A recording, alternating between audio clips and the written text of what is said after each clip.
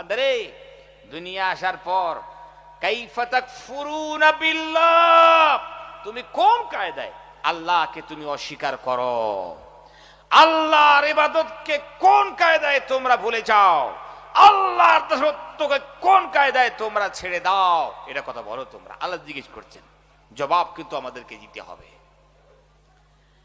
ভাইয়েরা আমার, একজন কবি সুন্দর করে বলতে লাগলো, যখন তোমার কেউ ছিল না তখন ছিলাম আমি, এখন তোমার সব হয়েছে পর হয়েছি আমি।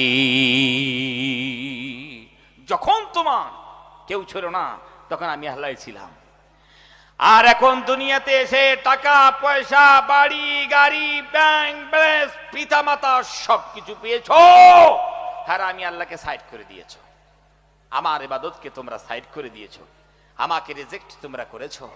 বান্দারে কতদিন থাকবা দুনিয়াতে জানো না? তোমার জানা নাই এ দুনিয়া থেকে বিদায় নিয়ে আমার দরবারে তোমাকে আসতে হবে। সুম্মা ইলাইহি তুরজাউন, আল্লাহর কাছে প্রত্যাবর্তন তোমাকে করতে হবে। তোমার কি জানা নাই? ওই জন্য আরেকজন কবি তার ভাষায় বলতে লাগলো, जगह जी लगाने की ये दुनिया नहीं है, जगह जी लगाने की ये दुनिया नहीं है, इबरत की जा है तमाशा गा नहीं है।